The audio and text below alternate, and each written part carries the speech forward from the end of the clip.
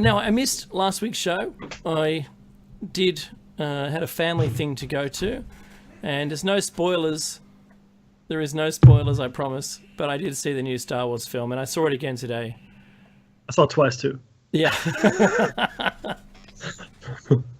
So no spoilers. There's no spoilers, I promise. What's without talking about it and all the other things that are going on, I was doing some reflecting myself upon the year that's gone by, and I'm not going to bring the show down and discuss all the people we've lost this year, because there's been a mighty list of famous people and people that you really wish hadn't passed away. I've also had a whole bunch of people in my life develop brain cancers of all sorts of. Is that right? Yeah. And I'm sorry to hear that, mate. One has passed away, the others have had surgery and recovering. So we'll just have to see what happens. But you would never guess where the brain cancer was. On the side of their mobile phone. On the side. Are you joking? Are you serious? I'm absolutely serious. Oh, man. So the side they always used for their mobile phone. Yeah, there's no link between brain cancer, tumors, and mobile phones. Clearly, no, it's not provable. You know, and this is anecdotal evidence, just letting everyone know. Yes. Clearly. With the science is not sound. The science is not sound. Just like tobacco. That's still out, isn't it? The jury's still out on that. It really makes me angry, and I'll tell you why. Because this is the thing with science. I love it. I love science. I really do, because that's really what has lifted us out of the mud, right? Because we start looking at things and trying to do the right thing, and and make things better for everybody. It's really making things. That's what it's about. Science and engineering and all that is about making things better for everybody. But what do we do? No, because we have to now compete with the religion. We have to become dogmatic about science, which means, of course, again, that we now have to completely disregard the actual truth and the actual science and the actual facts, because we have to be worried about what other people think. We have to worry about our jobs, tenure. We have to worry about the money that comes with it. We have to be worried about good name. We can no longer publish because what we publish is no longer in line with what everybody else says. And then, then the interest groups. Well, Dave, the thing is this: you got let's say a brain tumor on the same side and maybe even right near your ear, where you always use your mobile phone, and oh yeah, but there's an interest group now. See, they have lobbyists working for them saying, oh, we can't say that. Why? Well, that costs too much money. It's insanity in a handbag. Anyway, that's what I think. Look,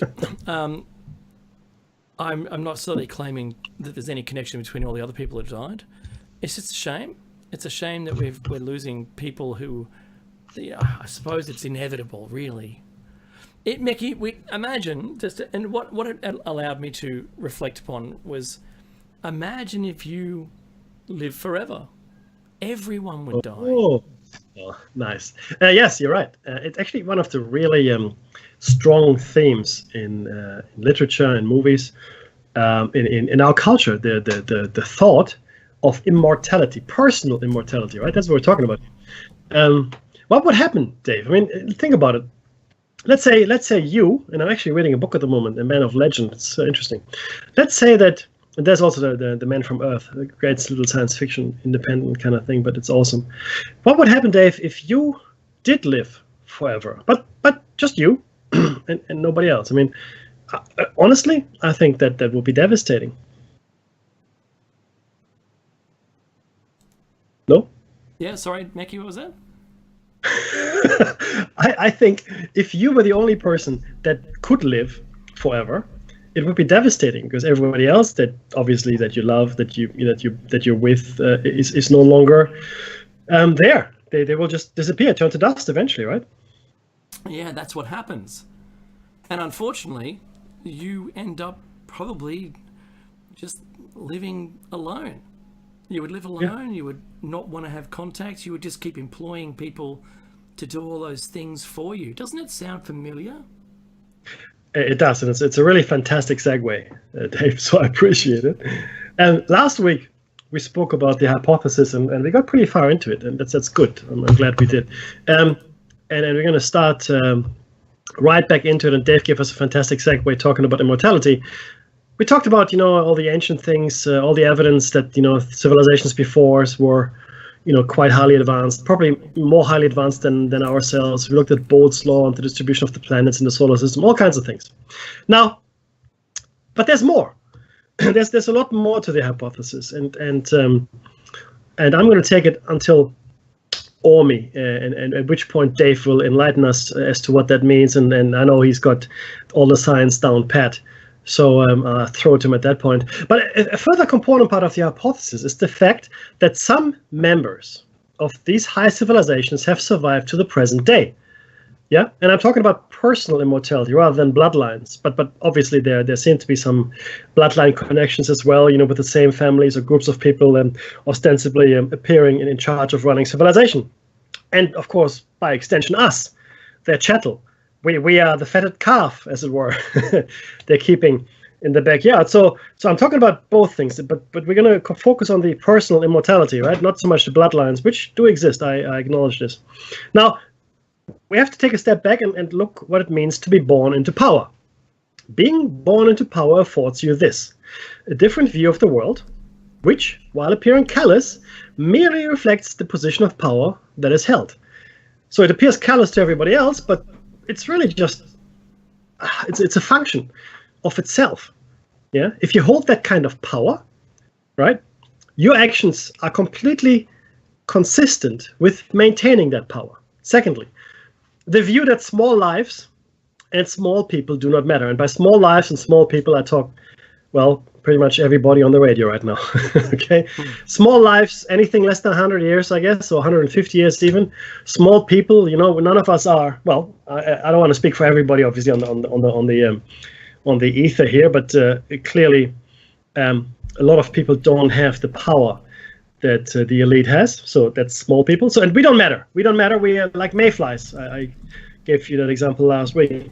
And then finally, is strategic thinking in favor of tactical thinking. So what's the difference? Okay, the difference. Strategic thinking is long-term thinking, right? Like a war is based on strategy. You have a war. You plan your strategy. You're going to move your troops around from Africa to Europe, or whatever the case may be. Or you start building factories. That's like a strategic long-term view, right? Yeah, but it's like big long-term things. Tactical thinking is a battle thinking. Like you're in battle right now, and whatever you do in that battle is a tactical decision. Oh, we're going to run over to the barn, and we're going to have a sniper up on the church, and then we're going to rush the Germans. We jump over the fence. That's all tactics. You have a plan going in it, but that changes, and you have to come up with your battle tactics as you go along. Now, this strategic thinking in the elite, in the immortal elite, is in centuries and millennia, not years or decades. We're talking about things that have been in motion for centuries, maybe even tens of thousands of years. So not just centuries, millennia, but tens of thousands of years, maybe hundreds of thousands of years. That's the kind of time span we're talking about. I know. Okay, I'll take a break here. I understand that this sounds crazy. And I also understand that a lot of people think that's completely impossible. It is not. We talked about telomeres and telomerase last time. We have a built-in kill switch. There's no good reason for us to die. There's no evolutionary advantage, not really, for us to die. People talk, oh, it's resources. Well, no, it's not really. Not really. Okay. So there's no good reason for us to die, but we have a built-in kill switch. And if you could live for thousands or tens of thousands or hundreds of thousands of years, what would your view of the world be? But just bear in mind that that is an actual possibility. Barring an accident or being blown to moon dust or whatever it might be, we have the potential in our physical bodies to live forever if we can keep repairing them. And our medical science is actually advancing to a point, and I've recently bought 3 books on telomeres and telomerase, which I haven't completely finished yet, but once I do, I will share the content with you guys. It's cutting edge medical science. They have realized that this is a thing. They have realized that this is something that we can do to increase our lifespan. Okay, even traditional science. Now, okay, so just bear with us. Yeah, go ahead. Mackie, there's a shrimp and a jellyfish that already Correct. live forever. That is correct. You're right. Yep. So why can't we do it? Well, people would argue an axolotl grows back limbs. Why can't we do yes. it? Exactly. And not only that, the axolotl is 1,000 times more resistant to cancers. Did you know that? Mm-hmm. I recently read an article. 1,000 times more resistant to cancers. Now, you're right, Dave. You're correct. Why not? Well, people will argue with you, oh, well, the jellyfish is a very simple organism. That's true.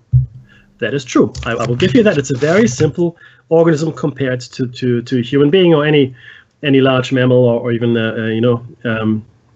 a cold-blooded reptile. But the point is, it's a precedent, as Dave has pointed out. It happens in nature. Why can't we replicate this? The axolotl. Why can't we replicate? Why can't we regrow? Why can't we regrow limbs? Well, the answer is we can. We are now getting to this, to the cutting edge of medical science, nanotechnology. It's all coming together. Technology and medical sciences are merging, and we're going to have nanites coursing through our body. There'll be retro-engineered viruses, retroviruses as well, that will help us, fight disease, regrow limbs with stem cells. Have a stem cell, but like you lost your arm, and overnight or maybe over the course of a week, you will regrow your arm, or they regrow it in the lab for you and attach it, or something. So Dave, 100% correct. Now, this power view that people are born into would be exacerbated if those powerful personages also happen to be immortal. And human lives, we would really just be ants or mayflies. That's it. So then, what is the motivation for the super rich and powerful? And must have been throughout the ages. Because human nature hasn't really changed. Human nature is pretty much the same as it was, I want to say, 20,000 years ago, probably a million years ago, because I think we've been here around. I think we have been around for a long time. And I don't think that human nature has changed a lot. Okay? Now, the motivation for the super powerful and super rich. Now, these are the agencies within the box that we discussed last week that have gleaned an understanding of the nature of the box and are using it to their own advantage. And I want to talk about the Matrix very, very quickly here.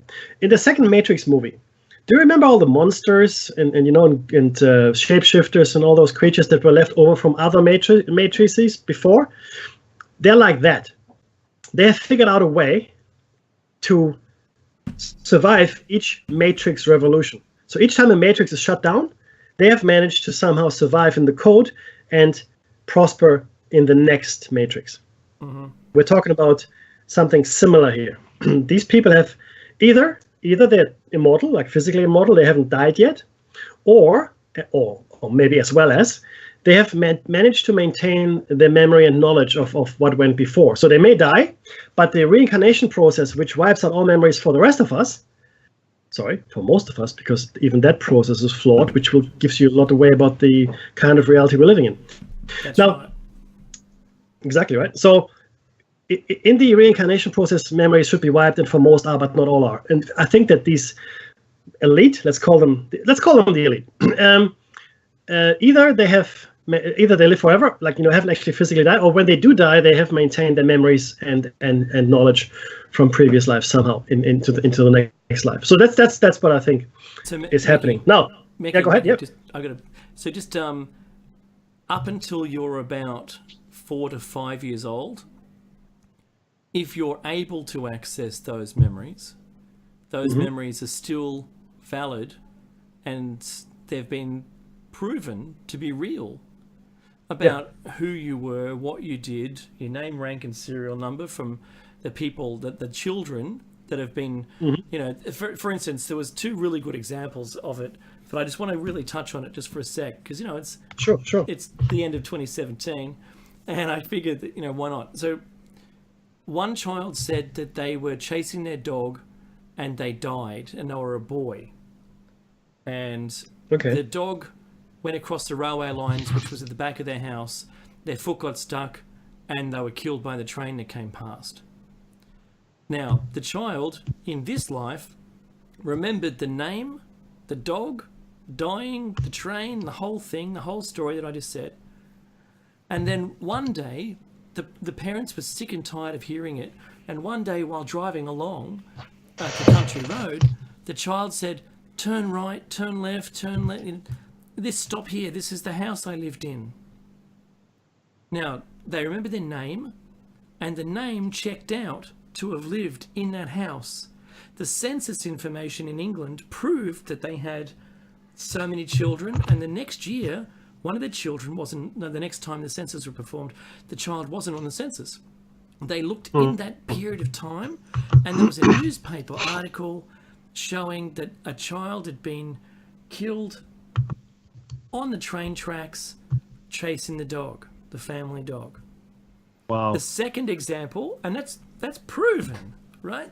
Because they had to dig so deep that that 5-year-old could have never have known that information. Worse still, a second really good example is a child who was, born John, right? And says, no, my name's Charles. I'm just making the name because I don't remember the name. But my name's Charles, you see, and my flight number and the aircraft carrier we left off, my co-pilot or my navigator bombardier was named this, and we crashed on this mission in this particular part of the Pacific Ocean. And this was my name, rank, and serial number, insisting to the parents that this was right. Why did you call me John? It's not my name. They looked it all up and found it to be true. All of the facts that child presented accurately on 100% of those. Each one of them was a tick box. Now, that isn't happenstance. That's not coincidence. That is... Yeah, it's anecdotal. Anecdotal, but a perfect example of that memory being retained from the previous life. Yes. Now, there's more examples than that, but I want you to know that that means that there might very well have been a place that you are between lives. Maybe you're outside the matrix, and maybe, you'd had 2 20-cent pieces resting on the machine waiting for your turn again. Maybe there was no one else in that arcade where you were playing video games, the Human Earth video game where you're going to go back in. Yep. Do you know what I mean?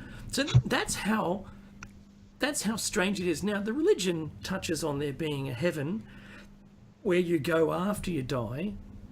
It doesn't really accept that you come back because it doesn't really like to have ghosts. But they talk about the Holy Ghost. Oh, don't worry, that's a different thing, Dave. I asked too many questions and I was told to leave church when I was a kid. Probably when I was 4 or 5. That's funny. So this is the problem we've got. How do you explain it? And I've tried to explain it to my own children, saying, you know what, I believe it all until I can prove that it doesn't exist. Yep. So, Meki, we're talking about longevity, and if you can survive the reboot and go back in with your memories, we've got 2 perfect examples to show you can do that. Yes, exactly. And thank you, that's exactly right.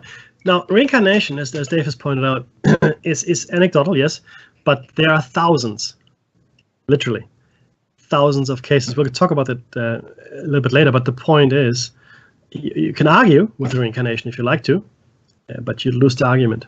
So it's not really up for debate anymore at this point. And in fact, the early Christians believed in reincarnation. Oh, you didn't know that, did you? Yeah, you did if you listened to the show before. But it's all, how can I put this best? It's all coming into focus, I hope, for everybody, right? I hope everybody can see that this is all sort of clicking together. Now, what is the motivation then for the super powerful and super rich? And let's say that they have survived this long, right? They're really, really old and they've got a lot of money and a lot of power and a lot of influence. What is the motivation? 1, control and status quo. What does that mean? It means you have what you have and you want to keep it, which leads to the next motivation, which is self-perpetuating stability. Self-perpetuating stability. They will build systems that are inherently stable, like we have today, pretty much. And I mean, okay, let's look at the way we are run, or how our countries are run. It's not by politicians, not by the government. It's the bureaucracy. It's the bureaucrats. It's the machine that you don't see, that never changes with elections. It's the same machine. Okay. Another motivation for the powerful and rich is, of course, personal immortality. I mean, it has to be. It has to be. You look at the ancient mythology, you look at the ancient stories about kings and gods, going right back to Gilgamesh, right? They are all striving for immortality. The ancient Chinese deities, the gods, the demons, whatever you want to call them, they all had their own personal immortality drink. The gods of Olympus were immortal. Okay, all the gods, in fact, of any pantheon were immortal. And sometimes there were half gods, like Gilgamesh, like Hercules, right? Like Achilles, like what's the guy? No, yeah, that's the one I want to say, Achilles. Even okay, so even the Norse gods, Thor, Odin, the All-Father, all of them, all immortal, and the half gods usually were very strong. Usually lived for a very long time as well. But Gilgamesh, interestingly, he ventured to his estranged family, let's call them, and asked for help for his buddy who was dying. But they said, "Nah, go away, you get nothing." So he was sent packing, and the boatman that took him there took pity on him and said, "Oh, well, you have to dive to the bottom of the sea. There's this plant, you get it, and that's how you can make your own immortality elixir." So he did, and came up and promptly lost the plant, and his friend Enkidu didn't make it. Anyway, the point is that this immortality is a thread that runs through every single mythology. And it's usually associated with a potion of some sort, or something that you consume to make you immortal. Gods aren't just immortal because they're immortal. They're immortal because they're taking something. They're taking something. The mifked, yeah? The mana, the food of the gods, ambrosia, whatever you want to call it, I don't care. We're going to talk about that in a second. Okay? Now, but how do we achieve that? And I've given you a little bit of a hint there. All ancient and modern civilizations revere gold and metals of the platinum group of elements. Why?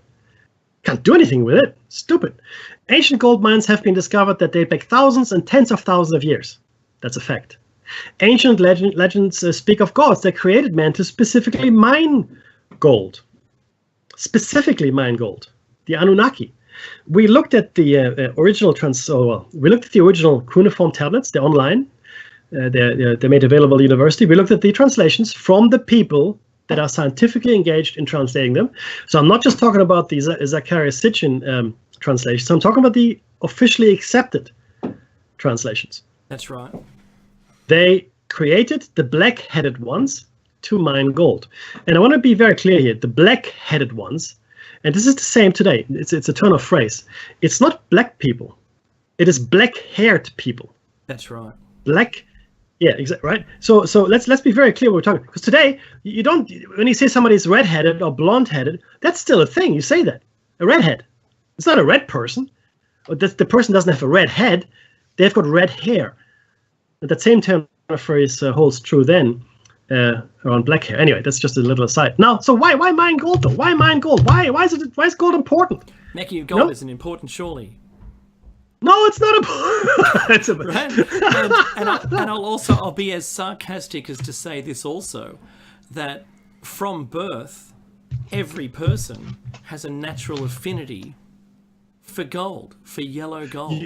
You're so right. My daughters, 2 and 4, and even when they were younger, in Australia we've got gold-colored coins, the $2 coin and the $1 coin.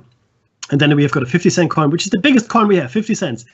It's silver colored. It's got, I think, 8 edges, but it's big and it's silver. It's also quite heavy. And then the 20-cent coin is also bigger than the $1 or $2 coin. So the 20-cent and the 50-cent are bigger coins, right? But my girls had a preference for the $1 and $2. They have no idea what the denomination means. They don't know. They don't know what it can buy. They have no clue what any of it means. Also, Meki, if they were to understand the number on it, the number is smaller. It's only 1 and 2. Exactly. It's not exactly. 10 It's not 20 and 50. 20 is higher. Exactly. So that's the point here, right? But you're right, Dave, in observing that we seem to have some kind of affinity to gold. And I don't know how many of you have held gold. I have, and it's comfortingly solid. is probably the best way to describe it. It's a very dense, or like lead, of course. Like it's a very dense material. It's very heavy, but it feels nice. I'm talking about fairly like in 99.99 gold, right? That's what I'm talking about. Like a bar or whatever you have. It's nice, and then you find a nugget. It's nice and shiny. That's all good, right? But now look, we discussed that gold itself while having non-corrosive properties, and it also has many applications in technology today. It does not really warrant the almost mystical reverence it enjoys. There's no real reason for it. Now, it's a great conductor. It is, right? So today, we use a lot of gold in our hi-fi systems, computer systems, and all that. That's all good. But in the olden days, you can't eat it. But hold that thought. We get to it, Dave. You can't fashion a weapon from it. It is way too soft. If you held gold, you can actually with a hammer you can indent it very, very easily. Gold is a very, very soft metal, like lead. In fact, you can manipulate lead with your hands. It is no good as a tool of any kind because it's so soft. Forget a weapon, not a tool. So and it's also quite heavy, which makes it hard to transport. Right now, Dave, what is the thing that I said about eating it? Well, you see, you've mentioned mining it. We've got an attraction to it. The Anunnaki said that they made the black-headed people or black-haired people to mine it for them. But there's something else. Now, you already mentioned mufcut or mana, as it's known. What it is white gold powder. Now, it's only called white gold powder. You can take something blue and chop it into the finest, like flour-sized particles, and it'll appear white. So we call it white gold powder because it appears white. It's really gold powder, just normal gold, but it's a white powder made from it. But it's not ground up or gold shavings. This is gold that forgot to be a metal. It's still gold. The atoms have just forgotten how to structure themselves to be metal, and it's called monoatomic or monatomic, meaning single atom. Orbitally rearranged monatomic elements is really what it's called. Orbitally rearranged monatomic elements. You'll know it as orm or orms. You might see that reference. But the Egyptians were feeding it to the pharaohs. Up in Mount Sinai, the Egyptian symbol for gold was found on the temple, and there was tons of this powdery stuff around, and people couldn't find the actual yellow gold, the gold that was still metallic gold. They couldn't find it. They cleaned the whole place out, Becky, but they couldn't find it. Yeah, Becky, the banging's not us, man. There's a bunch of people at my house, yeah. So. Oh, okay. And so what happened was that if you can take gold, convert it into white powdered gold or monatomic element, and it's true for all the noble metals. All the noble metals can turn into this, and I can tell you that I did it to lead when I was at school. I've mentioned this story in the past, but it's certainly something that you can do. You just heat up lead until it goes white, and then you take the flame away from it, and when you do that, it's like popcorn. It turns into white powder, and that white powder is so fine that it will be happy living in your fingerprint. It's so fine. So apparently this is what they were doing, and I discovered that when I was a kid. I didn't know what I was doing. I just thought, hey, look what happened to the lead. It's gone. And clearly I've been breathing in the melted lead fumes, which is even a bit worse for you, and touching it on my skin, which is even worse. But the white powdered gold does something extraordinary to you when you consume it. Now, we didn't know that up until around about the 80s, when all of the research began again on the product. But apparently the Egyptians knew all about it. They were baking it in bread, and remember, gold is always gold. Gold is Gold, if you bury it for 1,000,000 years and dig it up, or it doesn't matter what, it doesn't oxidize, so it's always gold. If you eat it, That's right. if you eat gold leaf, it just poops out gold leaf. That's it. I can't put it any simpler. But the white gold powder will always be white gold powder in the same way. But when you consume it, you take a little bit of it. And that little bit does something to your brain. It harmonizes both hemispheres of your brain. Initially, this is what they've found recently when they studied it. And it enhances your thought cumulatively. And I think it was like the third most intelligent person on the planet decided to do some tests with it and found with I think an ECG machine or whatever it is, they found that they were able to detect the brain activity with and without it, test subject, and subject, and discover these things. Now, it also makes you more intelligent because both your hemispheres are firing in unison. If you've ever experienced a day in your life where you woke up and everything that someone said, you had a line back for it, you were able to fire off a comment or whatever you were trying to accomplish, you just did it. You were in free thought mode and it was winning for you on that day. Not many people can say that they've had one, and not many people can say that it lasted very long. That is what it's like when you've consumed it, and it's cumulative.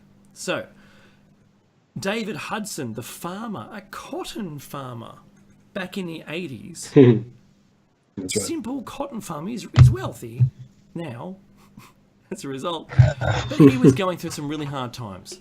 And his soil at his farm was so dehydrated that he couldn't put anything, it wouldn't accept water. The water ran off it, and he was having a hard time. So we thought what he'd do is using a centrifuge. That's where you fill it up with water and your dirt, and you spin it, and gravity will align the materials due to density. And when you finish spinning it, you can see the lines of how it's settled. If you don't know what I mean, have a look at those YouTube clips. So when he did that, he noticed there was a white line through it, a white line of a material he couldn't identify. Not only could he not identify it, but the university couldn't do it. And he sent that same stuff off for further testing. No avail. Their, what was it, Mackie the Machine? No, so it was an electrospectrograph. Sorry, it was a... So basically... It did a spectral... Yeah. Yeah, it's a spectrograph. So what it does basically uses a little dish, an electric arc, and it melts the material in the arc in a sealed chamber, and then it fires those off magnetically, and depending on how they fall due to gravity is their atomic weight. And the atomic weight is measurable, and then therefore you know what elements are in that little sample dish. Makes sense, right? Inconclusive every single time. No one could work out what it was. And they're saying, well, I don't know what this stuff is that you gave me, but it doesn't work out. It's not an element that we know of. But he sent it off to Russia, of course. I skipped a step, but he sent it to Russia, and they go, yeah, we found this stuff ages ago. A battery manufacturer, he'd read an article that they'd found this magical material when they were looking for different materials, and they ended up with lithium ion. But they were looking for some, and they found this same magical properties. Now, I use the word magic because, as Arthur C. Clarke said, anything that, is outside of your technical level will appear like magic, right? So take a mobile phone or one of our current cell phones back 200 years and you'd be burnt at the stake, right? Because how do you get people inside this phone? Even just showing them a video on a handheld, which, Let them out! Let the little people out! Let them out! Absolutely. So this is the hard part. When he was testing these samples, because he'd scoop off that layer and try and dissolve it on a sheet of paper to do some testing or some cloth, it would disappear. Once he heated it up in the sun, I'll dry it off in the sun and see what we've got. And he reported there being a white flash, and it disappeared. when he put a significant amount of it in a like a little pile and heated it up, it did two things. One, it vanished, and two, it made the thing that it was in lighter. He did some tests, he measured the weight of it and heated it up, and it disappeared. He wanted to know where it went. He wanted to know what happened to it. But the weight of the dish was gone as well. So it's a superconductor. The result of all his experiments was the material is a superconductor. It's able to perform some kind of anti-gravity thing that superconductors do, but at just above room temperature, and not rather than less than room temperature. Because at the moment we have to freeze something, basically, to get something that can counter gravity. Well, this stuff does it when you heat it up. But also the little pile, like you have a little pile of sand, you pour it from a single location so it makes like a little cone. When he heated it up and it disappeared, he sort of smushed about the pile as if it was there. And when it came, but he didn't touch anything, just where the pile was. And then when it came back again, it was still undisturbed, which means it wasn't here. It was out of phase, maybe, or it went somewhere else. And he wanted to know where it went. Becky and I have supposed that maybe it went into subspace. Or maybe it's interdimensional. We don't know. We just don't know. But when he weighed it, it also weighed nothing when it was vanished. And it also took with it some of the weight of the dish it was in. So these are some extraordinary properties that he found with just a simple white powder. Of course, the Egyptians knew all about it, and this is like a rediscovery. And you can find David Hudson's videos of his testimony and all of the experiments he does, and it's, instead of being third party through me, you can watch it firsthand from him. But this is the beginning. This is the tip, Mecky. And I was looking the other day. This was like our second or third show we ever did. I know. I think we did the intro, then we did monatomic elements. Yep, that's it. It is that important. Yep. Yeah, and when we were looking this up, we couldn't understand why no one else knew about it. But here it is. And, the battery manufacturers know, the Russians know, the Americans, now the world knows. And what they don't have is access to it. Because they can't have everyone consuming it. We'd all become smart and realise that they shouldn't be ruling us. That's one outcome that I can think of. The other one is jumping interdimensionally. What do you think of all the magical, as a listener, what do you think all the magical properties this material has that they wouldn't want you to have? And there's your answer. Maybe if you sprinkle it on a rock, the rock becomes hoverable and you can just move it around. Because it's a superconductor, monoatomic gold has no resistance to electricity. Think about lining them up and having a little circuit made of monoatomic or monatomic atoms. It does weigh less if you heat it up to a certain temperature. So let's say you put 100 grams of oramy powder onto a tray and you weigh it. It's 100 grams, there it is. Then you put that whole apparatus into an oven and you heat it up. I can't remember the temperature, but I can look it up for you guys. At a certain temperature, it actually gets lighter. In fact, the whole apparatus now weighs less than without the powder. That's right. You with me? So it actually takes mass, I guess, to some extent away from whatever it is in touch with. And at some point, in fact, as you keep heating it, it completely disappears, like Dave said. It comes back, though. Yeah, it comes back, but it disappears. And you go, okay, that was weird. Well, what? And we have no explanation. It is right up there with what we are learning in quantum mechanics. All the stuff that we don't understand. I mean, there's stuff happening, and we go, wow, I have no idea what just happened, but clearly there it is. So, right, it happened. Look. So there doesn't seem to be any reason why you would then doubt that the Egyptians were smart enough to mine this stuff and feed it to their leaders. If you have exceptionally smart leadership, then everything is possible. Okay, now I'm convinced it's completely lost to the ages. Yeah, No, look, yeah, I'm being flippant, but what I mean is, yeah, it is, yeah, exactly. It is clear that our leadership, and I'm talking about the people that are obviously holding the power, which they don't really have no inkling of what I'm talking about. So any president, any king, or maybe kings might be different, or queens, any politician, any of those folk really have no more of a clue than probably less of a clue than any of us, right? So don't think those are the guys. Sorry? Did you hear what was announced this week by the Australian government? This is exactly where I think we're 10 years late than the American government awareness of the same problem.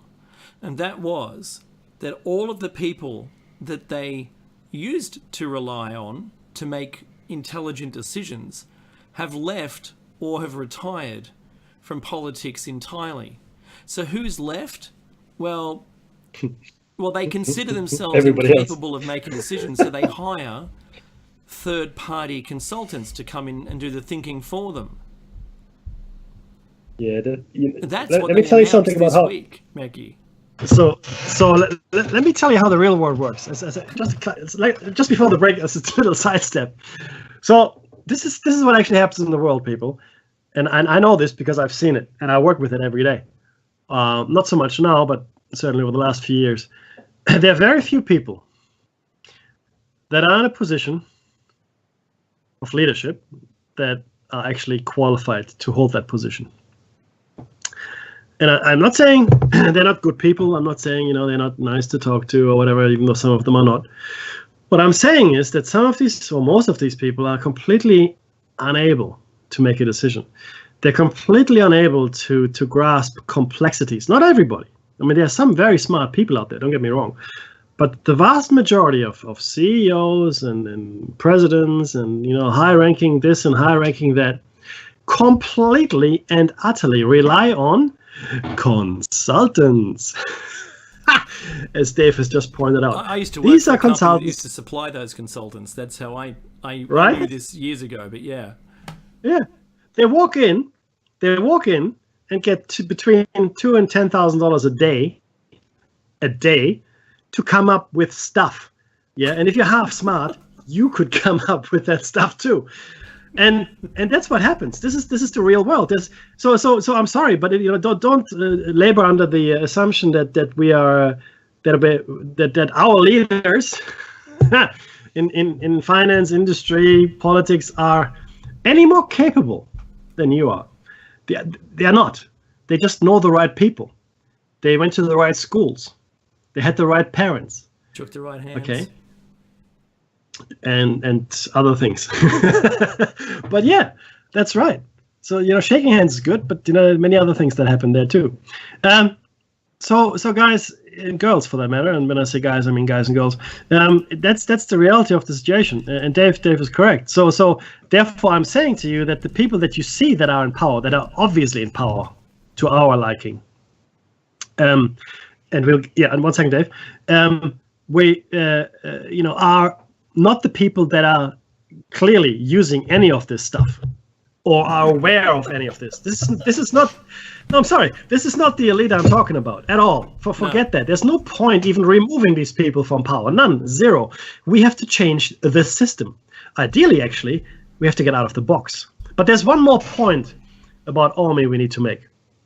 Yeah, and that is that in the testing that they performed, it was able to produce telomerase in the candidate.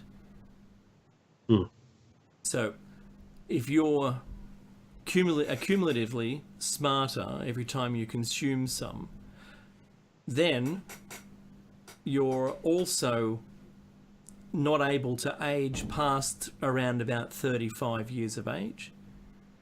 There's your immortality.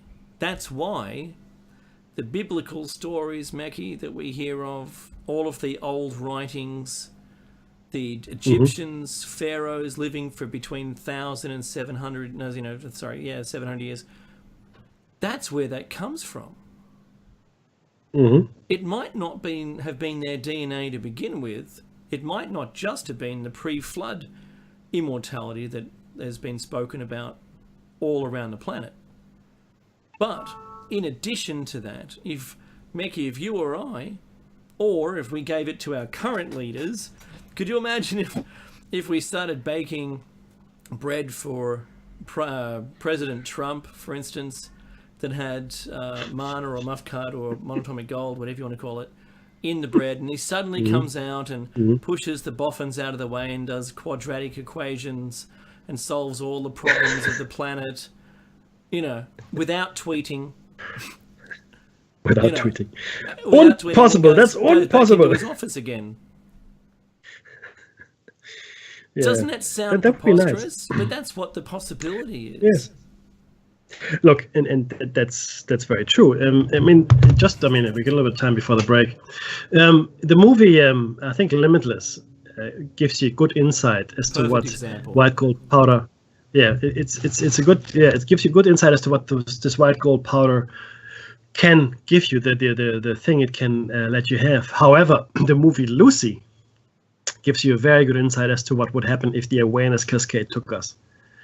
Okay, so the movie Limitless is a very good illustration of the power of white gold powder, right? And with potentially, I don't know what the side effects are. I mean, there probably are side effects. You probably can't do this or that, the other. Like you can't take medicines together. So probably if you take white gold powder, you probably can't take certain other things into your body.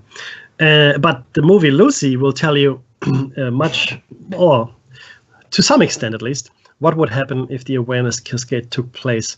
And I'm talking about your brain usage at 100%. The way they describe the brain usage at 100% is the awareness cascade and beyond. Okay, so there's some very interesting movies out recently that deal with a lot of these things in a veiled fashion, but I do believe that people are becoming more aware. I mean, the esoteric subject matter of some of the movies and books and even TV shows these days astounds me. Okay, the things that people are willing to talk about or present in a certain way really have me baffled. And well, maybe not so much baffled, but certainly surprised, because it is another indicator of where we are in our cycle, right? And it's clearly that there's a quickening at hand. So just open your eyes, open your ears, and look at even the popular culture, the TV shows and the movies. There's a lot of gold in there, guys. No pun intended here. There's a lot of gold, and there's a lot of stuff that can help you understand things. Because the one thing that's going to be critical is understanding, right? And I'm hoping that Dave and I can bring you some of that, because when you're confronted with all of these things and when the awareness cascade does happen, you have to be ready for it. If it doesn't happen, you have to be ready for that too. Okay? Either way, I hope that this helps you be ready for any eventuality. It's really important to be prepared. Very quickly, my grandfather was in World War II. He said to me, you had to be prepared walking around the corner to shoot first. You had to be prepared. Nothing could throw you off. If it did throw you off, you'd be dead. Similar if you have martial arts or any kind of fighting experience in a ring, right? If you're in the ring and you're losing focus, you're losing concentration, you're not in the moment, you get clocked. Okay, your clock will be cleaned. You have to be in the moment. You have to be focused. You have to be ready for anything. This is the most important lesson, guys and girls. You have to be ready. I think we're coming to the end of the hour. Last week I couldn't hear the music, so Dave, I'm not sure if the music is gonna come, but I don't want to talk over the break. Towards there being music, I'll let you know. Thanks, bud. Yeah. Look, guys, it is critical that we are prepared. Now, when we come back from the break, we'll continue talking about these things.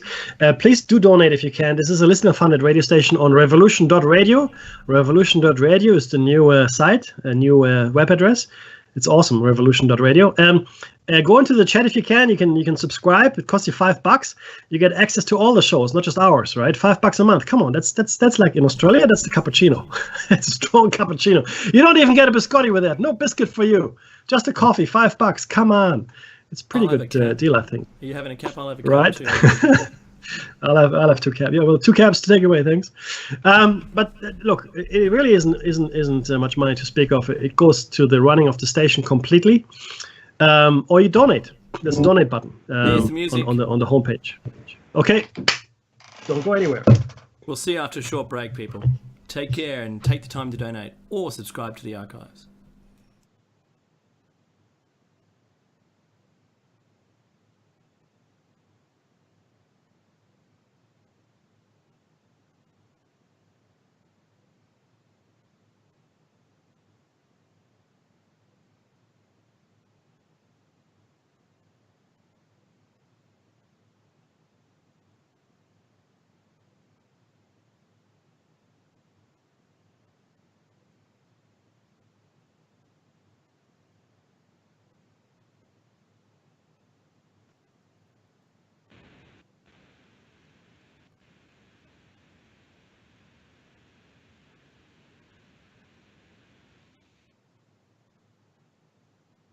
Help create the paradigm change we so desperately need. Join me here at Revolution Radio on the Just Bernard Show every Tuesday at noon Eastern Time for 2 hours of powerful interviews and discussion with some of the most influential visionaries of consciousness, alternative media, and suppressed knowledge. We promise to reveal the real matrix and empower your human experience.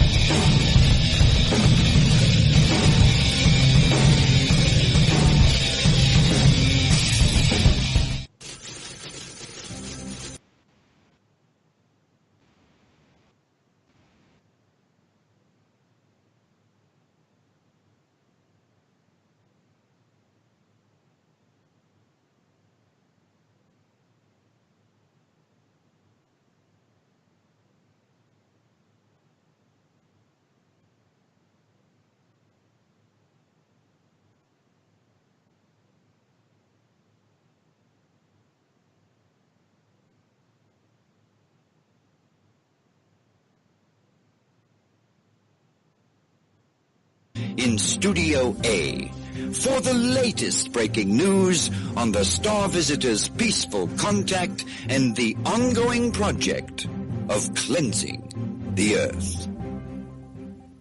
Who are you? I am the architect. I created the Matrix. I've been waiting for you. Why am I here? You are the eventuality of an anomaly which, despite my sincerest efforts, I have been unable to eliminate from what is otherwise a harmony of mathematical precision, which has led you inexorably here. You haven't answered my question. The Matrix is older than you know. As you are undoubtedly gathering, the anomaly is systemic, creating fluctuations in even the most simplistic equation. Choice. The problem is choice. Right here at Revolution Radio, freedomslips.com. Be here Wednesday evening at 8 p.m. Eastern Time for Private Eye Matrix Revealed with Monique Lassonde. Hello, this is Maggie Rose McGrath of The Concord Show. And co-host Marine Corps Map, coming to you on Monday and Tuesdays in Studio A, noon to 2 Eastern. And Studio B on Wednesday nights, 10 p.m. to 12 a.m. Eastern, with educational, instructional, information, and situational updates, often with wonderful guests on the current landscape in the U.S. and overseas. This is a go. We are with you, side to side, and back to back. Please join us on Monday through Wednesdays, as well as other hosts and guests here on Revolution Radio. We're not gonna take it anymore. That's right, we're not gonna take it anymore. We said we're not gonna take it anymore. That's right, we're not gonna take it anymore. We said we're not. I'm Reverend Medium Tracy Lockwood, and I'd like to invite you to join me as I discuss life from a medium's perspective. I'll be talking about insights that I've gained through readings with topics like your guides, angels, animal communication, past lives, our transition, and the afterlife. We'll take a deeper look at the metaphysical meanings of symbols and totems, and I'll give you some practical exercises to help you develop your own natural psychic ability. Join me on From a Medium's Perspective. The opinions expressed on this radio station, its programs, and its website by the hosts, guests, since I can't hear anything from the station, I'm guessing that I'm not talking over anything, to be honest. Almost, I think. Yeah, I know, but it's a 30-second delay, Meki, so it's really tough. So what I'm going to say is, welcome back to... You're back with David Meki's Shiny Side Out on revolution.radio, on the #1 listener-supported talk radio on the net. So push the donate button or subscribe to the archives for only $5 a month. And I'd like to say hello to all the new listeners we have today. We are glad you're on board, but we are, believe it or not, halfway through show number 303, and we are talking about that's the Shiny Side Out, hypothesis, and the Epiphany. This is part 4. Part 4, can you believe that? I can. I know you can. That's funny. And it's New Year's Eve where we are. This is 7 p.m. That's right. New Year's Eve in Australia. And, we're seeing out the end of 2017, coming into 2018. Hopefully the 2018 is going to be a tremendous year for everyone. And now that I've said that, Meki, it's not going to happen. So, I'll tap one leg and hoping that I'm knocking on wood. No, the other one. Oh no, it's both legs. I didn't know I had 2 wooden legs. I don't want to hate Mark for that. It was a joke, by the way. So, Meki, at the end of the break, just when we were coming into the break, we were talking about monatomic elements. And do you know what? That's right. Yep. I'm still fascinated by the fact that there was an element that has blindsided us for 2,000, maybe 4,000 years, right? Suddenly to be rediscovered again,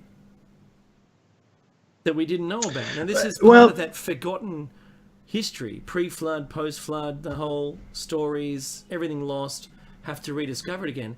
Second layer tech. Do you know what I mean? Yep. Yeah. So look, that's a fair point. And the question then becomes, well, why is that? And let's take a very quick excursion into an explanation. Then we're going to go back into the elixir of life and the connection to gold and all the other stuff that's happening recently. So essentially, we suffered through what's called the Dark Ages in Europe. So what happened was the Roman Empire collapsed 500 AD, let's call it that, rough time frames.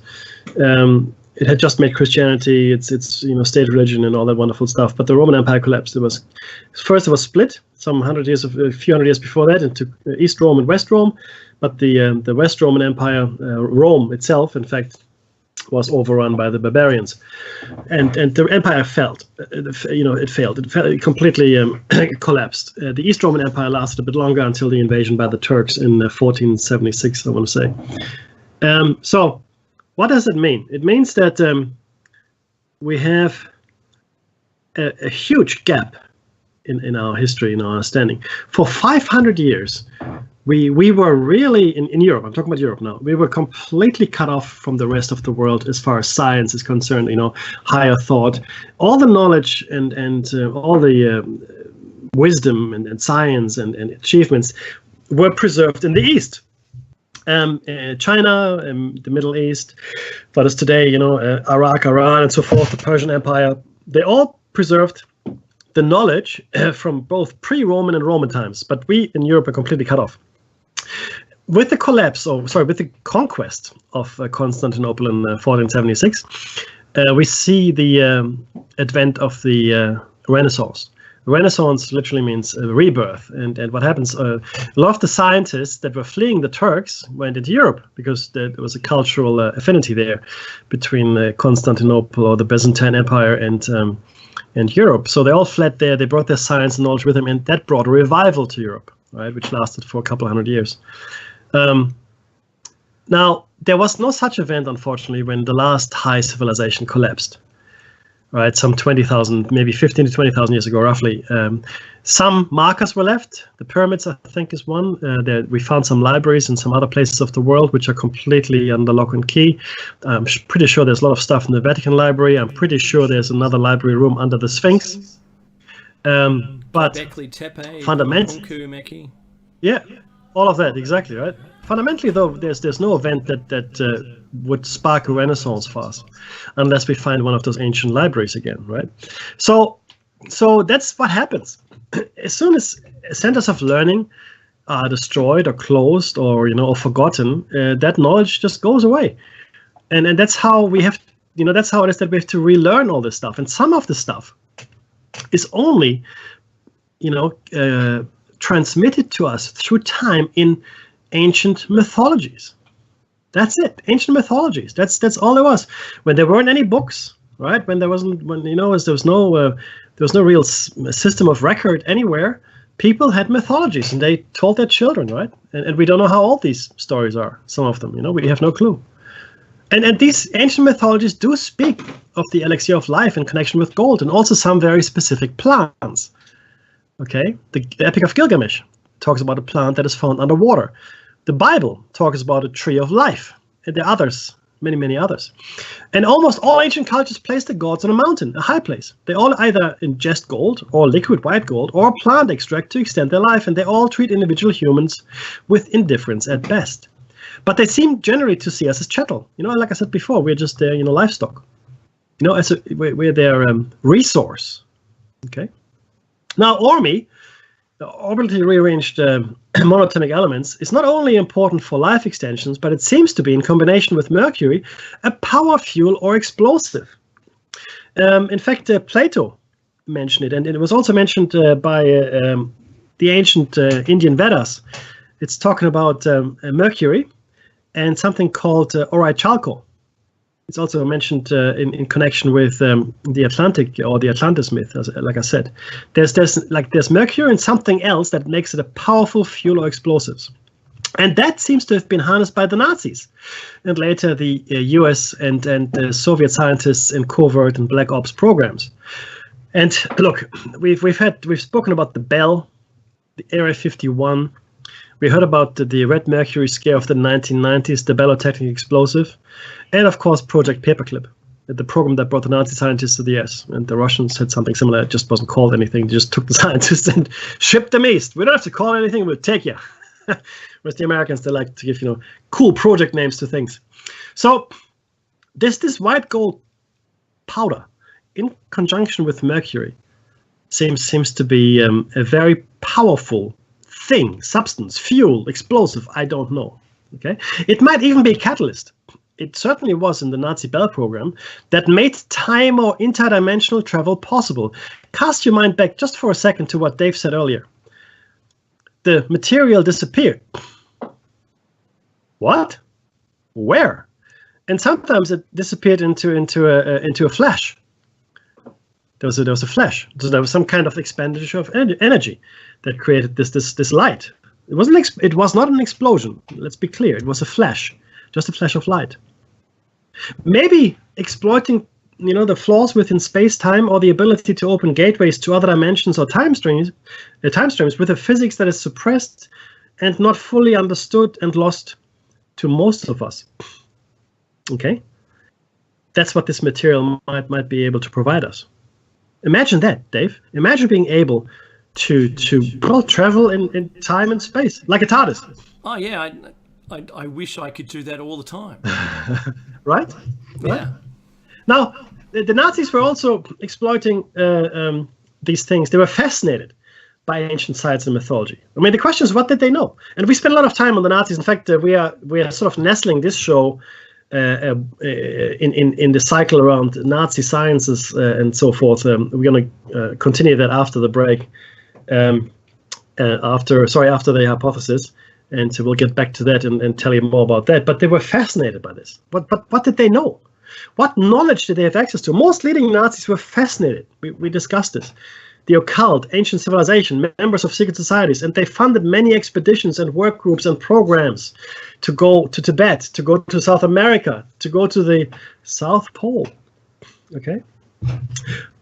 Why was Operation High Jump undertaken by the Allies in 1947? Is there a surviving ancient base in Antarctica, which might now be run by Nazi scientists? I don't know. That's right. Antarctica is the hardest place to travel to in the world. certain people are not allowed to travel to Antarctica.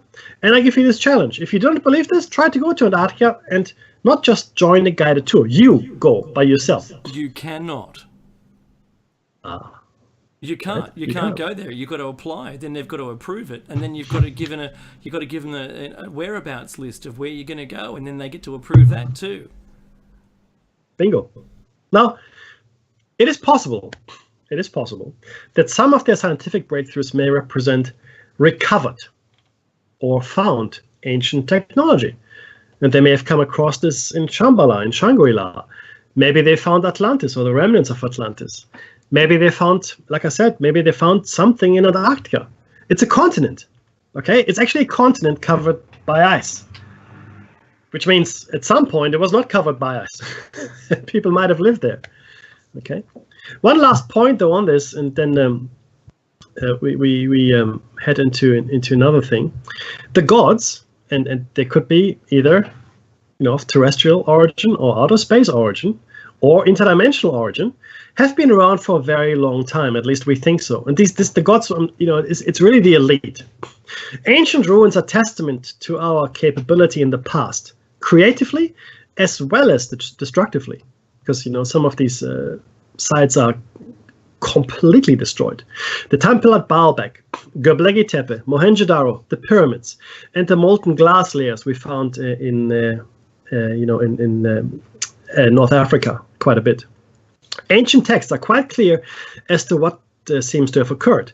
There was a massive global and maybe even a solar system war, or maybe several wars. They used nuclear or other similar devastating weapons. There was a complete destruction, maybe several times, in fact, of the high civilizations that existed at the time. But the gods survived and started the whole cycle again. Look at the creation myths. We spent a lot of time on the flood and other catastrophes myths. And also, it seems to indicate a cyclical view of history, which is still predominant in the East. Okay? They either went to high places, might be a mountain, or even onto outer space, like the Ezekiel experience. Okay, Dave, but what does all that mean? Who knows, Meki? I don't know. Hang on. Wait, where are we? What was 15. my answer? Which Top. one? Okay, but what does all that mean? Yeah, I know. I heard that part of the sentence because I was muted and I was working on something else, so I missed it. I missed the whole flow of the conversation. Okay, my bad. I should have warned you. Essentially, as you find 15, I'll throw it to you. Our discussion of non-physical phenomena shows a mountain of evidence supporting the notion that we're not merely flesh robots or biological automatons. Because the thing is this: if there's nothing further to us than our flesh and body and blood and bone and so forth, then any further discussion is completely moot. Sorry, there's no further need to discuss anything because it's pointless. But there is definitely a dimension to us that is non-physical, Dave. Yeah, you're absolutely right. Sorry about that. I all over the place. I have so many distractions here. It isn't funny, Meki. We've got a bunch of people celebrating New Year, so let's put it down to that. Cool. No worries, It dude. isn't that the newscaster issue that I watched videos of last night, where people were incapable of speaking on air. And I watched a montage of 8 people, Meki, 8 people who were intelligent 1 minute, and the next minute they were having conniptions. That's cool. So it's purely not an example of that. So look, Meki, I know our discussion of non-physical phenomena shows a mountain of evidence supporting the notion that we are not merely flesh robots, as you said, but there's so many different examples. Ghosts, Meki, for instance. Yes, Now, yes. we did shows 36 and 37 on that. And do you know what? Ghosts are found, references to ghosts, are found in every single culture. Yep. I want you to know that it's not just a Western idea. They're everywhere. Think about this. What about the Day of the Dead? Celebrated at around about the same time all over the world in unconnected cultures. Cultures who they don't celebrate this for the same reason. They have slightly different reasons. Halloween and the Day of the Dead are two good, perfect examples of it. I have to say, Meki, in another way, we celebrate the fallen, and so I know it's a different thing altogether, but it's still part of No, it is. It is, absolutely. Correct. Yeah. And I gave you an example of a wartime person coming back in reincarnation. So there's also something that I have to say is the poltergeist phenomena. So there's scores of documented cases. And look, we talked about that in show number 36 as well. Meki, what else is there? ESP, extrasensory perception, the work of Hal Puthoff for the CIA, and similar Russian projects, remote viewing, things like that, remote sensing, deja vu. We spend a lot of time on that, which seems to indicate my favorite topic. Right? Yeah, I know, right? It seems to indicate non-linearity and time fractures or something. And I've related my personal experience a number of times. I won't do it again. Again, Dave. This is where we're going to talk about reincarnation for a bit. The work by Ian Stevenson, he spent 40 years, guys, like the same time Dave and I have spent researching all of this, and he has more than 3,000 case studies for reincarnation. Can you, what? Now, objection to claims of reincarnation include the facts that the vast majority of people do not remember previous lives, and there's no mechanism known to modern science that would enable a personality to survive death and travel to another body. Researchers such as Stevenson have acknowledged these limitations. Now, well, we don't know how it would work, so it can't exist. And there's no mechanism. That's not right. Right? And there's no mechanism known to modern science that would enable a personality to survive death and travel to another body. So let's be very, very clear here. Let's be very clear. Most articles of faith, Christian, Jewish, Muslim, have you surviving personal death in some way or another. The and Abrahamic travel. religions, yes. Correct. And travel to somewhere. Right? Not in your physical body, but something survives your death, your soul, people say. Oh, that's a good word. But we have a really hard time with that, clearly. And for that soul then to come back into this world, into another body, as it were, that seems to be really, really tough for us to incorporate into our belief system. Not really for the Eastern philosophies, only for the Western philosophies. And again, I repeat myself here, but reincarnation was a tenet of early Christianity as well. Now, so yeah, 3,000 case studies over 40 years by Ian Stevenson. Dreams, Dave, dreams. We will die without sufficient REM sleep. Why? Well, in fact, what is the advantage of evolution? What's the evolutionary advantage of sleep? What is the evolutionary advantage of sleep? Why do we sleep? Sharks don't sleep, Dave. I don't think. You're absolutely right. One of the things that we found, Meki, when we're looking at dreams, is that if you don't sleep, you die. Mm-hmm. That if you don't sleep.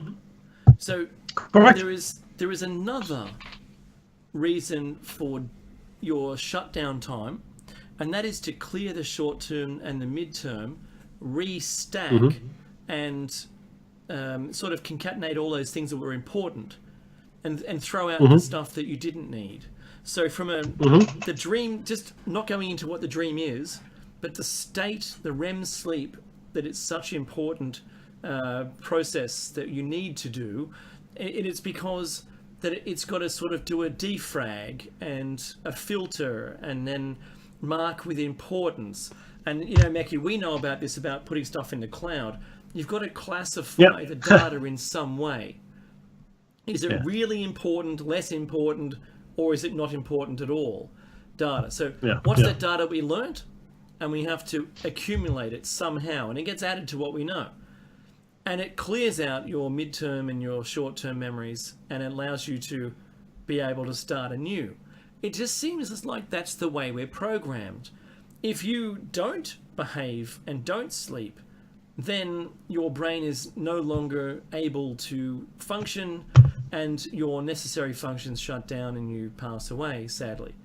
But this is what's bizarre. Now, Meki, what, in fact, is that advantage?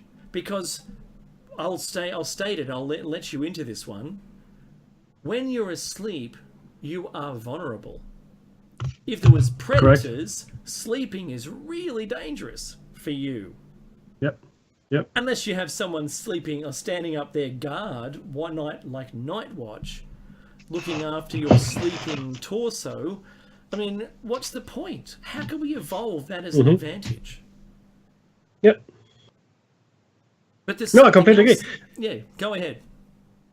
No, look, that's the thing. There's no advantage I can see. It makes no sense whatsoever. And in fact, most higher life forms sleep. Not every higher life form, but most. Certainly all mammals sleep, and some mammals sleep a lot longer than others, hibernation and so forth. Now, there was a very interesting study conducted.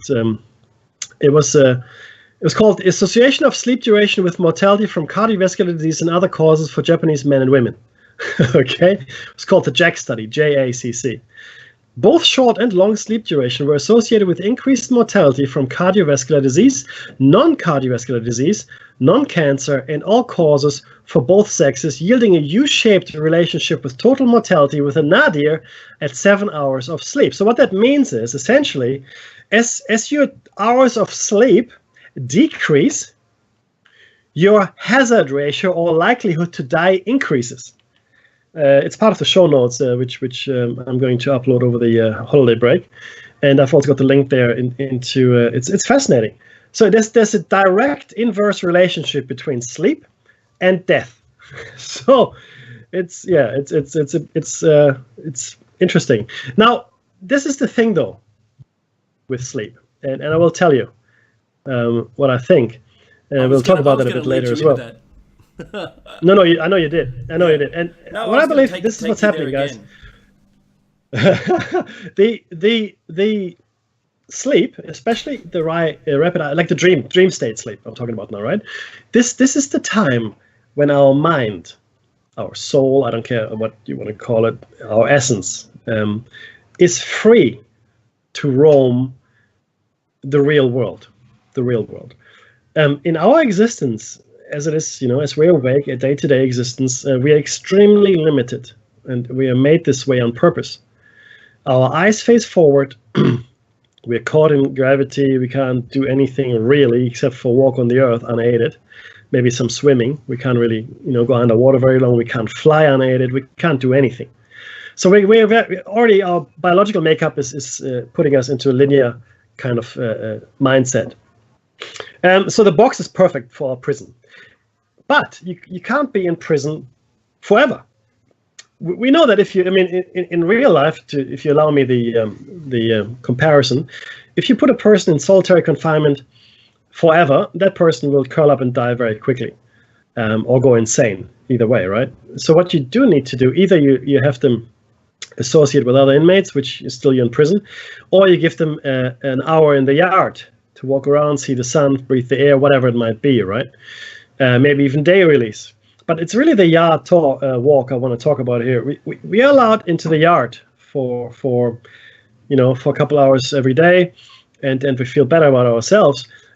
It's the same when we dream. When we dream, our true selves, our essence, is allowed to leave our prison, which is our physical existence, our bodies, and and roam the actual multiverse. And I tell you why I think this. When we dream, and I'm not saying every dream is like this, okay? But I'm thinking that quite a few dreams are like this. Maybe not even the majority. In a dream, everything makes sense. Everything makes perfect sense. You don't need explanations for anything. You just go, okay, well, this is just how the world is. This is how that has been. If all of a sudden a bear appears next to you, and then all of it, then you're eating a piece of cake and you're flying through the air, whatever it might be. You go with it because you go, yeah, well, that's what reality is. That's why. But as soon as you wake up, that dream, if you remember it, becomes more nonsensical as you go along.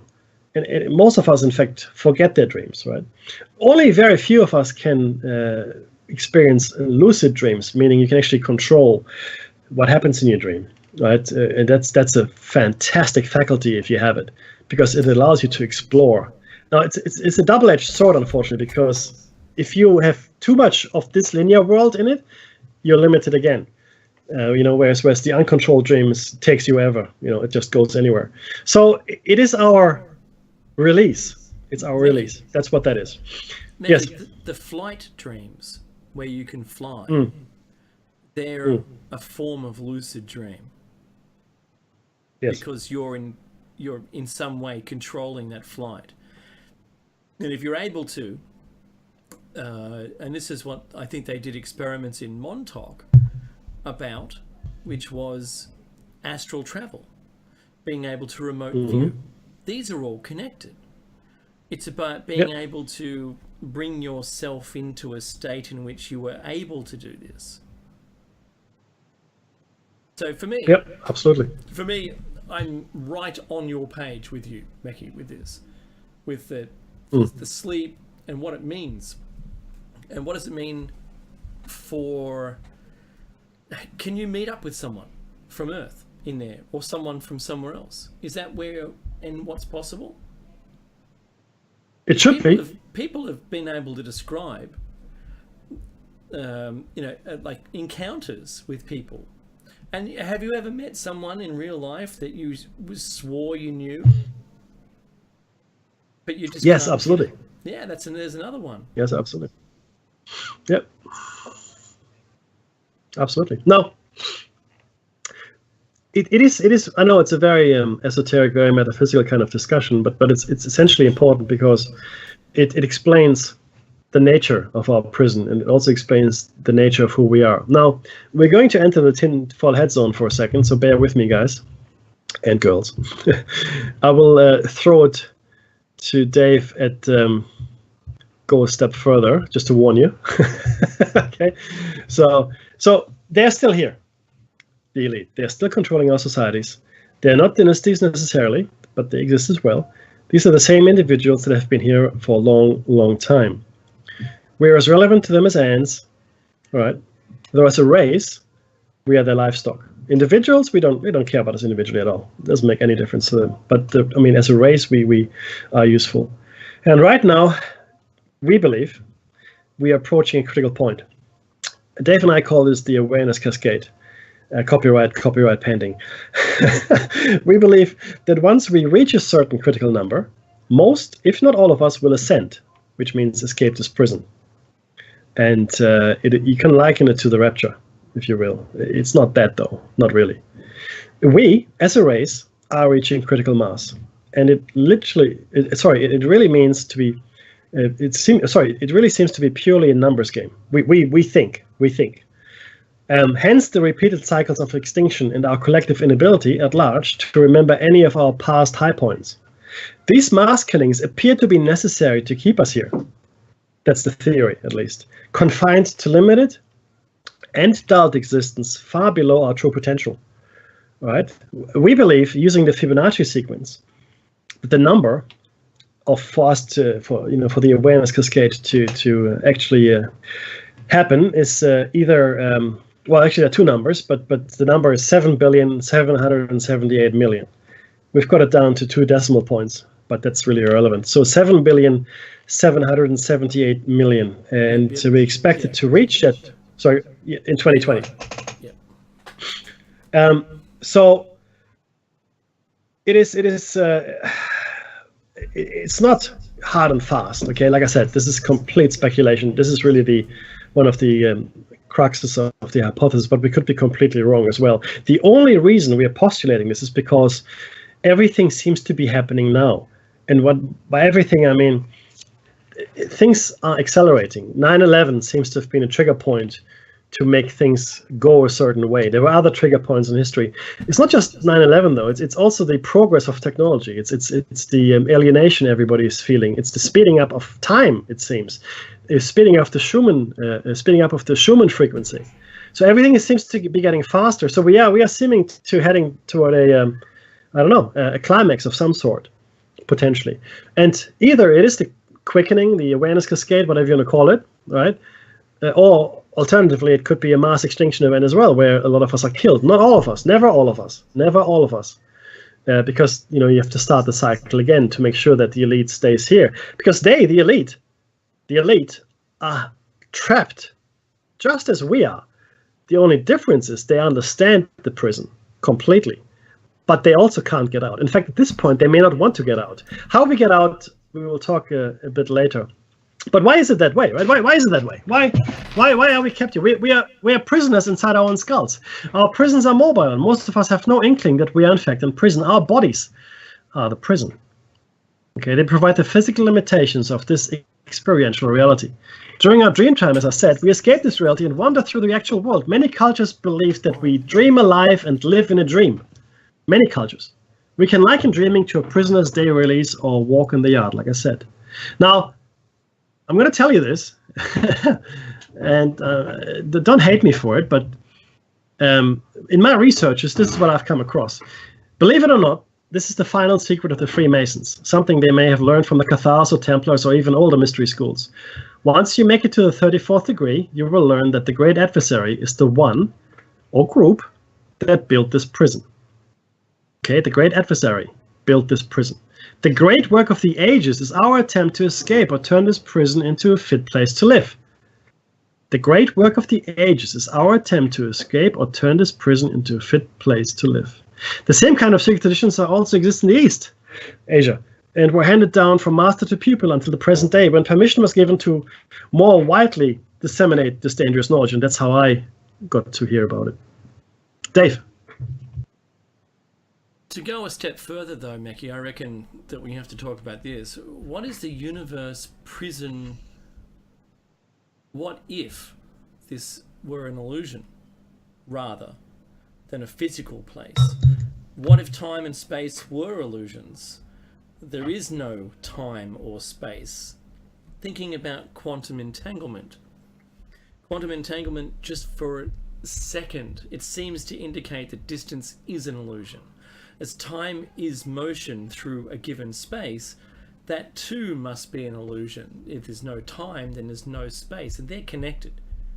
Time and space is connected. As there is no space, there can't be time, and there's no time without space. I mean, could this be true? A lot of evidence seems to be pointing to this, to a holographic universe. We will get to that in a moment. Mackie, I'm going to say something that when we learnt about quantum physics, it really changed the perspective, drastically changing our ideas, changed the way we view everything, because you know what, Mackie, we had it solved. We had the whole universe, all the physics sewn up until we got to quantum physics. And of course, what's the smallest movement, smallest point? The Planck length. The Planck length. The Planck length is a number so small, but it means that no single particle can be between these two numbers, two Planck lengths. If you know anything about music, quantization means playing it in time, and you can't have a note that's between quantizations. As small as the 32, triplet is, you still can't have a note in between there. Otherwise, it's not in time. Same with the Planck length. A particle can't come to rest halfway between two Planck length numbers. It's a finite. Because there's nothing there. Yep. There isn't anything there, and it's like you've got snapped to grid turned on in the universe. Mm-hmm. Now, in an analog universe, you could stop anywhere. But in a digital universe, you can only stop on a Planck length or snap to grid. Now, why would there be snap to grid, Mackie, if this universe was analog?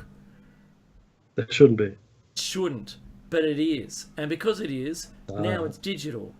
Now we can abandon entirely the entire thought process that we had in the past about the universe, it's now appears completely artificial. And since it's artificial, who made it?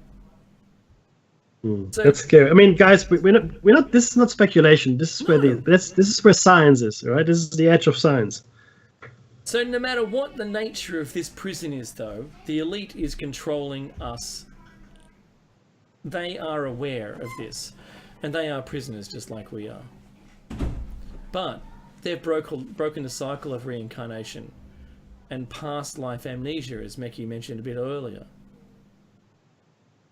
So they know what's going on, but they're choosing to remain here, as Meki said. Did you read this bit already, Meki? No, but keep going. Yeah. See, maybe they've become institutionalized. Maybe they're afraid to relinquish their positions of power and privilege, because that's where they're at.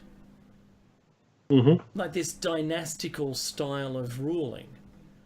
You know, imagine if you're the Soros or the Rothschild who have gotten to the top. You don't want to lose that spot. That's what you don't want. But these are more than that.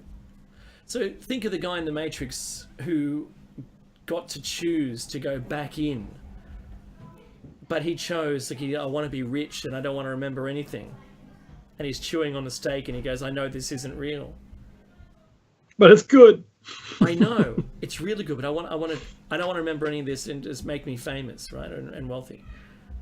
So maybe everything that's good in this life really isn't. And doesn't the Buddhist style of thought, doesn't that support this, Meki, that you should stay away from all the temptation? And as material things That's are bad exactly for right. you, and you should just be focusing on your self-improvement.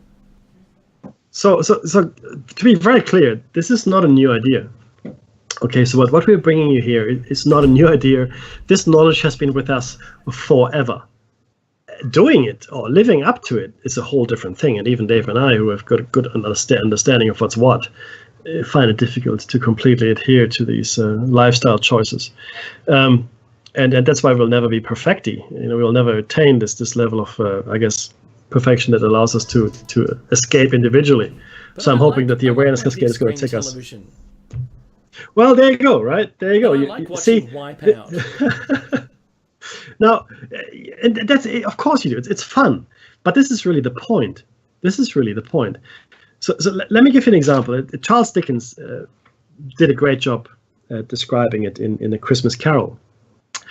Ebenezer Scrooge is visited, before he's visited by the three ghosts of Christmas, he's visited by his partner Marley, or Marlowe, by his partner Marlowe, before the three ghosts come. And Marlowe warns him of the imminent arrival of the three ghosts of Christmas. And Scrooge says, well, what's wrong with you, Marlowe? How come you're wearing these chains around you? So Marlowe, having passed on, is this ghostly apparition which is completely chained up, like he's carrying these massive iron chains all around his body. And Marlowe says, well, these are the chains I forged for myself during my life. These are the chains I forged for myself during my life. And you find these morsels of wisdom all through every literature, every culture. But this is a very pertinent way, and it goes right hand in hand with what, believe it or not, Jesus said. Or is purported to have said, it is easier for a camel to pass through the eye of the needle, or a needle, than it is for a rich man to get to heaven. You have to understand the context of these things. The more you desire the things in this world, the less likely you are to leave it.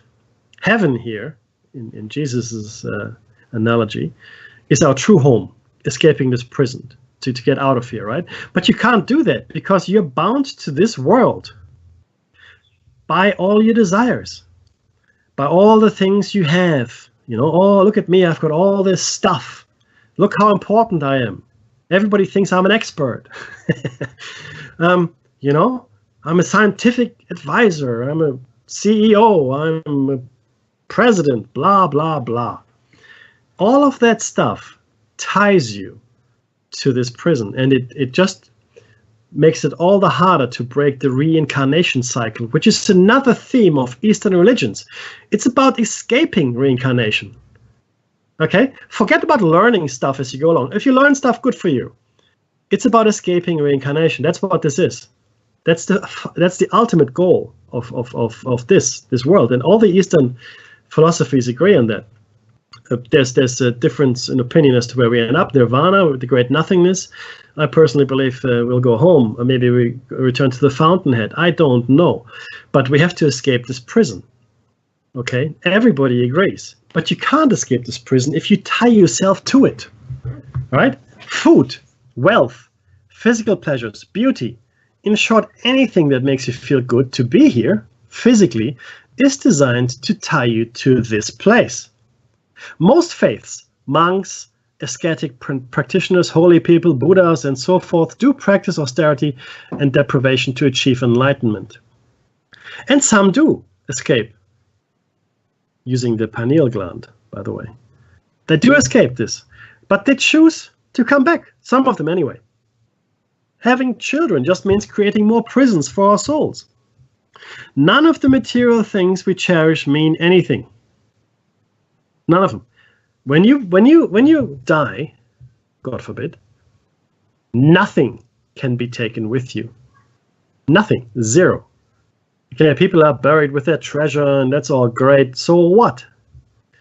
It all stays here. It all stays here.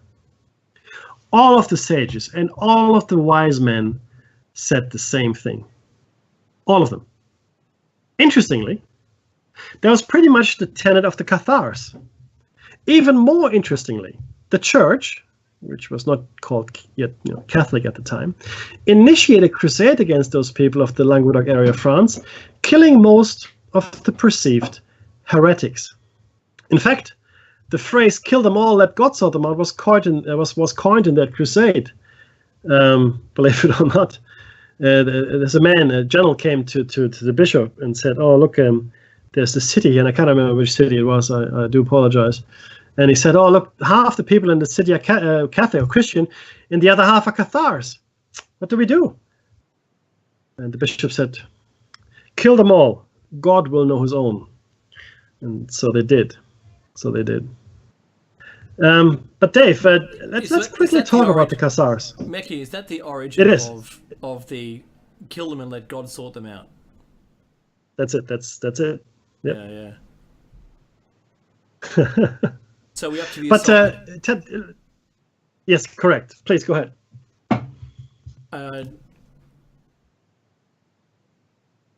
Hang on, I'm just being very careful, Meki. Oh, I see. You're right. So, but important as they seem to have been privy to the information presented here, which ultimately led to their demise, Cathars clearly regarded themselves as good Christians, since that is exactly what they call themselves. On the surface, their basic beliefs seems unremarkable, but most people would have difficulty in distinguishing the principal Cathar beliefs from what are now regarded as conventional Orthodox Christian beliefs. However, pursuing their fundamental beliefs to their logical conclusion revealed surprising implications. For example, that Roman Catholics were mistakenly following a satanic god rather than the beneficent god worshipped by the Cathars. Like the earliest Christians, the Cathars recognized no priesthood. They did, however, distinguish between ordinary believers, credence. Is that right, Meki? Credence? Yeah, that's it. And a smaller inner circle of leaders initiated in secret knowledge, known at the time as boni homines. Probably a better way of saying it. Bons hommes, or good men. Now generally referred to as elect or as parfaits. Cathars had a church hierarchy and a number of rites, R-I-T-E-S, and ceremonies. They believed in reincarnation and in heaven, but not in hell, as it now normally conceived, or is normally now conceived by mainstream Christians. Meki. The Cathar view was that the theology was older than that of the Roman Church, and that the Roman Church had corrupted its own scripture, invented new doctrine, and abandoned the beliefs and the practices of the early church, which is pretty much true. The Catholic view, of course, was exactly the opposite. They imagined Catharism to be a badly distorted version of Catholicism. But in addition to accusing the Cathars of faulty theology, they imagined a range of abominable practices which would have been amusing, except that converted into propaganda, they led to the death of countless thousands through the Cathar Crusades and the Inquisition. The Roman Church seemed to have successfully extirpated Cathars and Cathar beliefs by the early 14th century, but the truth is more complicated. For one thing, modern historians have shown that many Catholic claims were false, while they have vindicated many Cathar claims. And there's a case that the Cathar legacy is more influential today than it has been at any time over the last 700 years. The Cathars are regarded as dualistic, believing in two equal and comparable transcendental principles: God, the force of good, and Satan, or the demiurge, that of evil. They held that the physical world was evil.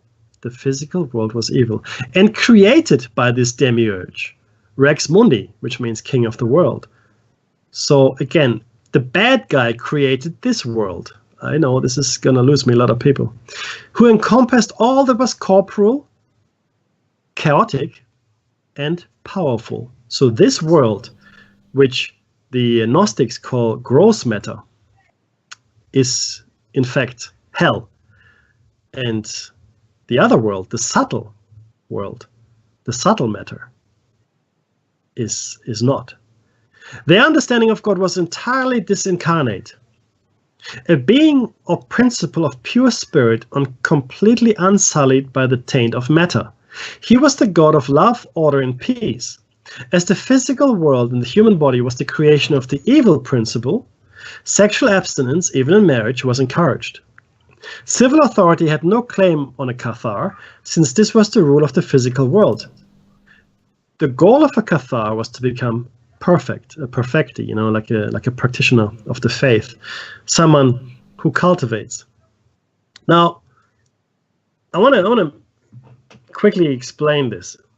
There were two streams of Christianity very early on: the Gnostics, and then what we now regard as the mainstream Catholic Church. And the main difference between those two thoughts was that the Gnostics believed this, that God did not die on the cross. Jesus did not die on the cross. He couldn't have died on the cross because he was not made of gross matter. He was not made of the matter of this world. He was made of subtle matter. So he couldn't have died. He ascended into heaven, all right, but he didn't die at the cross. Now, in the Catholic Church, that's, of course, one of the major tenet. I mean, Jesus died at the cross for our sins. I mean, come on, that's what happened, right? That's not what the Gnostics and also the Cathars did not believe, that because it was not possible for Jesus to die at the cross, because he was not made of the matter of this world. That was the great heresy. Okay, forget the Da Vinci Code and what Dan Brown writes. Jesus had a wife and children. Sure, who cares? The great heresy was that the Gnostics and the Cathars and others, Bogomils and so forth, did not believe that Jesus died at the cross because he couldn't possibly die at the cross. Okay, there's an interesting aside to this story. The Knights Templar did not take part in the Albigensian Crusade against the Cathars, and some believe that they were bonded by a common set of beliefs. Some others think that the Knights Templar survive today as the modern-day Masons. So let's dwell on this for a second with the Knights Templar. Why are they important? Well, the Knights Templar did find something in Jerusalem. Something. I don't know what it is. I have an idea, but they found something. And that something made them the most powerful order in Europe. The Catholic Church gave them completely free rein. They became the most wealthy order in Europe. They were untouchable. They became the first bankers, and that whole thing lasted for about 100 years, 150 years, something like that. Eventually, the church also came after the Knights Templar and burned them. alive at the stake on a Friday the 13th, no less. It is believed, however, that some of the Knights Templar escaped to the New World, so by way of the British Isles, and then made it into the New World with their treasure. Now, I'm not saying it's gold and diamonds and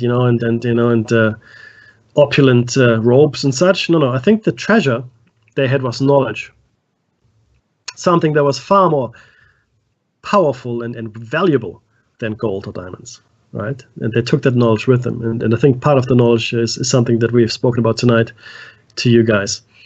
I don't want to take it any further than this today. We'll continue next week in the new year, which is completely arbitrary, by the way, because we're spinning around a nuclear hell fireball, and and it takes a year of our making to go around, and we've just finished another cycle, spinning through the universe, spinning through the galaxy, spinning through the solar system. It's all good. But next week we're going to go a little bit deeper into it. We're going to talk about the holographic principle. We're going to talk about more quantum physics, and we're going to talk about cutting edge science. We also we're going to hopefully have time to talk about the epiphanies. I don't know if we will or not, but I hope we do. And we will talk about the immense importance. We will get to it eventually. Maybe the next time we'll get to it. We also talk about the immense importance of the pineal gland. Immense importance of the pineal gland. Pine cones. But yeah, I know, right? Pine cones. But look, I can't hear the music, I'm afraid. So Dave, I don't know how close we are. We're but about a minute or two out. About a minute? Yeah. In that case, I hope everybody has a safe and happy new year. Don't drink and drive. That's just stupid. And yeah, seriously, just be safe. And Dave and I will see you in the new year, I should say. Right, Dave? Absolutely. That's the plan. And if anything other than that occurs, delete my browsing history. What I want everyone to do is reflect upon this year, and what can you do better next year? What is it about yourself? And I'd really like some self-improvement, not for myself, but for you. That's what I want. I want people to see what they can do better about themselves. I think that's the key to life. Obviously, being nice to everybody else. Mind the snow. If you're in a country that's got snow as well, mind out. It can get pretty deep, get pretty cold. Make sure you've got enough materials to look after yourself. And be good to your neighbour. All the proper things, Meki, you've got to build a community, and that's what I think that's what Meki and I are really trying to promote here. It's knowledge and the community, and don't be alone. We're all here. Yep, absolutely. I completely agree.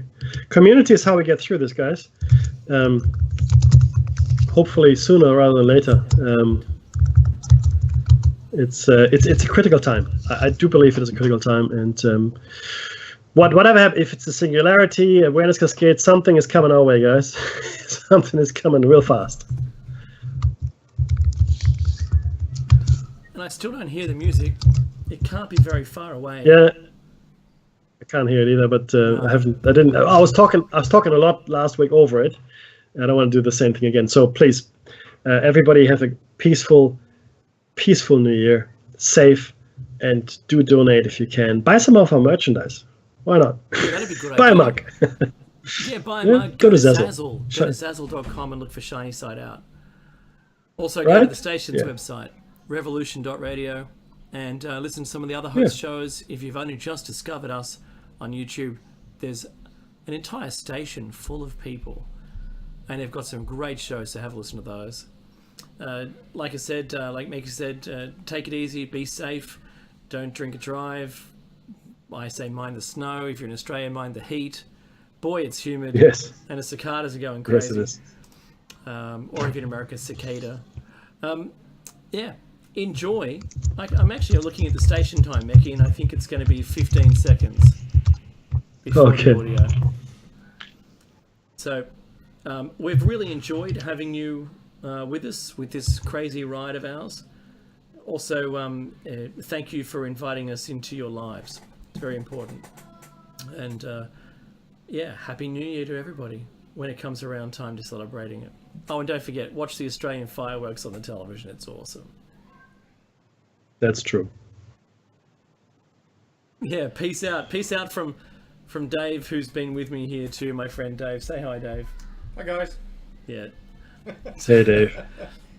So, yeah, everyone, enjoy and be good. Looks like the station's dropped off already, Mackie.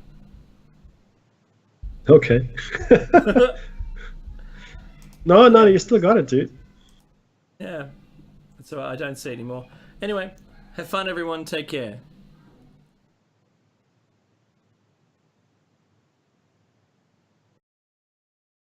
Oh, it was there.